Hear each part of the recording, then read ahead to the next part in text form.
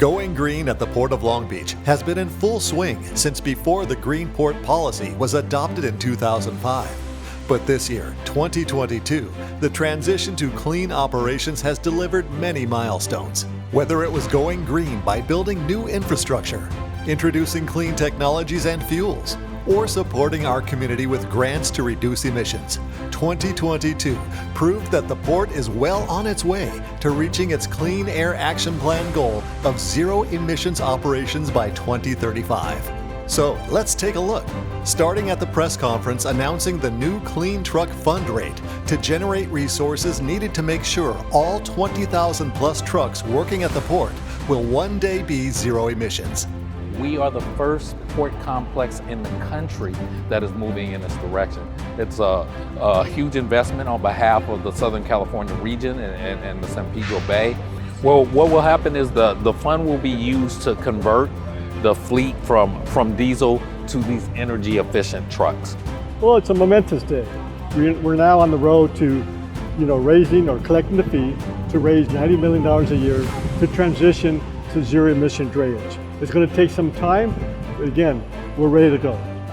Not even a month later, a celebration commemorated completion of the double track access railroad project from Pier G to Pier J. We know that this project is going to allow us to take an enormous amount of trucks off the road. Anytime we can put a box on a train and not have to put it on a truck, it not only helps us in terms of efficiency, but it helps the community in reducing congestion. One of the exciting evolvements here at this event is also the introduction of the Tier 4 locomotive of PHO. That locomotive reduces particulate matter by 90%, NOx by 91%.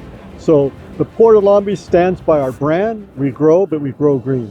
Then an absolute first took place when Pasha Shipping brought the George III, its new liquefied natural gas-powered ship, to Long Beach, where it was the first LNG ship ever to be refueled on the West Coast. I want to thank the Pasha family and SSA terminal here at Pier H. It's an investment.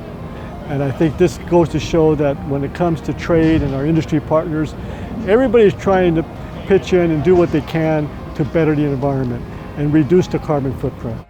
Over at Pier J, SSA completed conversion of 9 rubber-tired gantry cranes that once used diesel for fuel to now run on clean electricity, eliminating approximately 18 tons of nitrogen oxides and 1,500 tons of greenhouse gases from our air every year. The push for clean trucks got another major investment when the Port of Long Beach joined the Alliance for Renewable Clean Hydrogen Energy Systems, or ARCHES, a public-private partnership to capture over $1.25 billion in newly available federal funding to assist in developing a robust market for renewable hydrogen as a fuel for transportation. What's really exciting about this is that hydrogen technology is no longer theory, it's real. We need to look at alternative fuels in order to clean it up so that frontline communities right here in Long Beach and across Southern California receive the environmental benefits, but also the economic benefits of investing in infrastructure. It's going to be a few more years before we get them commercially accessible, but the great news here is that we're seeing that the hydrogen fuel truck has arrived. Knowing that multiple energy sources are needed, the port is also partnering with companies like Electrify America and 4Gen Logistics to build a robust infrastructure of charging stations throughout the region to power clean battery electric trucks. These trucks are zero-emission trucks. They're battery electric, and that's just the beginning. There'll be thousands of electric trucks, and so getting ready to charge them is an important milestone on our path towards zero emissions.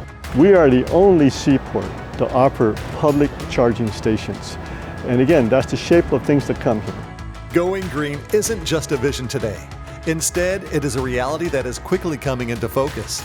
To see some of these technologies up close and learn even more about the port's green initiatives and community grants that are improving not just our air, but also the harbor waters for all the local marine life, please join us at our Green Port Fair on November 5th. For more information, go to polb.com/Green